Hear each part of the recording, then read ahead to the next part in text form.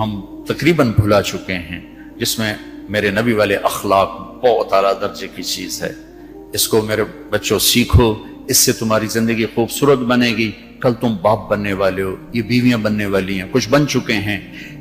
ایک ساتھ زندگی کے لیے میرے نبی والے اخلاق کے بغیر گزارا نہیں ہے۔ صرف پیسے سے زندگی نہیں گزرتی، شکل و صورت سے زندگی نہیں گزرتی، شکلیں بھی اپنی جاذبیت ختم کر دیتی ہیں کچھ عرصے کے بعد، اور پیسے کی کھنک بھی انسان بھلا دیتا ہے جب رویے غلط ہوتے ہیں، جب رویے سخت ہوتے ہیں۔ مجھے ایک کھربوں پتی آدمی کی بیگم ملی، کھربوں پتی، کروڑوں کھربوں پتی آدمی، اور بیٹھتے ہی رونا شروع کر دیا، کہا مولانا میری کوئی زندگی نہیں، میرے خامند کا رویہ میرے ساتھ ٹھیک نہیں۔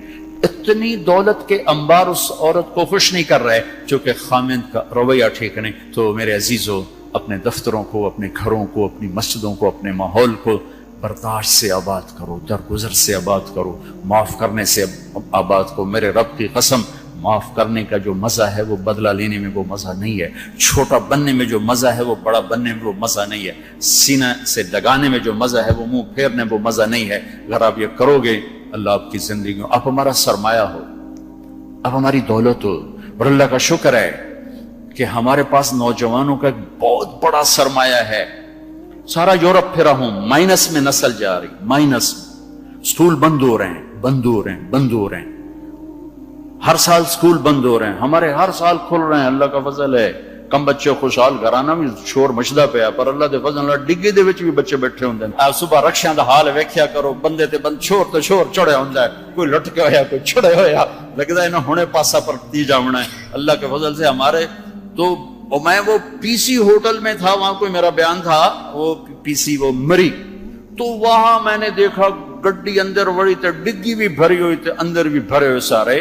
یہ اللہ نے بہت بڑی دولت ہمیں دی ہے، بہت بڑی دولت ہمیں دی ہے، لیکن اللہ کرے یہ دولت ہمارے کام آ جائے، ان کے اخلاق اچھے، ان کا کردار بلند ہو۔ اب لڑکے لڑکیاں کٹھے پڑھتے ہو، ہماری ایک حد فاصل ہے، ہم اس کو کراس نہیں کر سکتے۔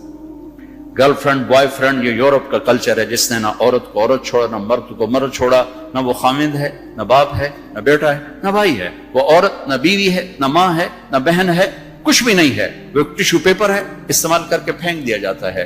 دونوں کے رشتے بے غیرتی نے مٹا دیے، دیمک کی طرح چاٹ لیا ہے یورپ کے معاشرے کو۔ اسپین میں تھا تو ان کا جو انسپیکٹر جنرل پولیس اور پولیس کے بڑے افسر مجھ سے آئے ملنے کے لیے، تو میں نے تھوڑی ان سے بات کی، پھر میں نے کہا میں دو باتیں آپ کو کہہ کے جا رہا ہوں جو آپ کے فائدے کی ہیں۔ ایک، میں دیکھ رہا ہوں آپ کا فیملی سسٹم ٹوٹ چکا ہے، اس سے آپ کی نسل تباہ ہو جائے گی۔ دوسرا، میں دیکھ رہا ہوں آپ کے پارکس میں گیا ہوں اور شہر بازار میں پھر رہا ہوں، آپ کے بچے نظر نہیں آ رہے، یا جوان ہیں یا بوڑھے ہیں، آپ کا جنریشن گیپ آ رہا ہے۔ تو ایسے سر پکڑ کے بیٹھ گئے، کہنے کہ تم نے ہمارے وہ دو مسئلوں پر ہٹ کیا ہے جو ہمارا سب سے بڑا سر درد اس وقت بنے ہوئے ہیں۔ ہماری نسل ختم ہو رہی، ہمارا فیملی سسٹم ختم ہو چکا ہے، ہماری ایک حد ہے، ہماری نظر بھی نیچے ہوتی ہے، اور ہم حیا کی چادر سے باہر نہیں نکلتے۔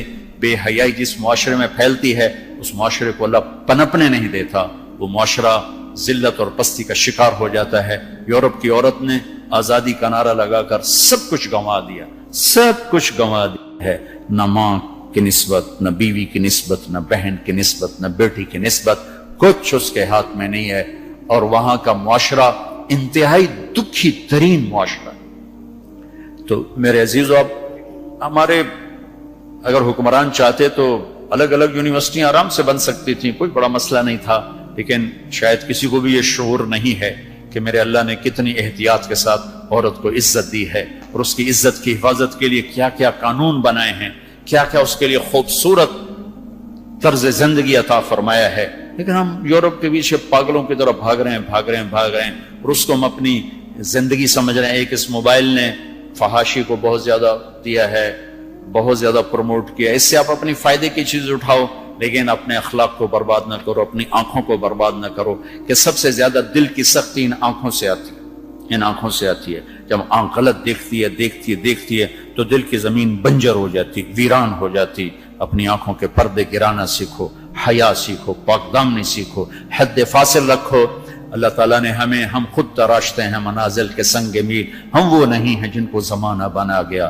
ہماری تہذیب ہے، ہماری ثقافت ہے، ہمارا بیٹی کا مقام ہے، بیوی کا مقام ہے، بہن کا مقام ہے، ماں کا ایک مقام ہے، ہمارے ہاں رشتوں کی قدر ہے۔ اس قدر کو میرے اللہ نے ہمارے دل میں بٹھایا. قرآن نے سینکڑوں آیات اتاری ہیں ماں کے، بیٹی کے، بہن کے رشتوں کو باقی رکھنے کے لیے. میرے نبی نے کھول کھول کے بتایا ہے. تو میرے عزیزو وہ بیریئر کراس نہ کرو، ورنہ حسرت کے سوا کچھ نہیں ملے گا، ہلاکت اور تباہی اور بربادی کے سوا کچھ نہیں ملے گا، وہاں کانٹوں کے سوا کچھ نہیں ہے. میرے نبی کی خوبصورت زندگی میں سارے پھول کھلے ہوئے ہیں اور اس سے باہر کانٹے ہی کانٹے ہیں. جو جائے گا دامن بھی تار تار کرے گا اور اپنے آپ کو بھی لہو لہان کرے گا، اور حسرتوں کی موت مر کر مٹی کی چادر اوڑھ کر ایسا بے نام و نشان ہوگا کہ کوئی نہ فاتحہ پڑھنے والا ہوگا نہ کوئی دعا کرنے والا ہوگا. بے حیا معاشرہ وہ زمین کے لیے، دھرتی کے لیے ناسور بن جاتا ہے، اور پاکیزہ معاشرہ اس کائنات کا سب سے خوبصورت پھول ہوتا ہے جس میں مہک، جس کی مہک سارے عالم کو چمکاتی ہے، سارے عالم کو خوشبودار کرتی ہے.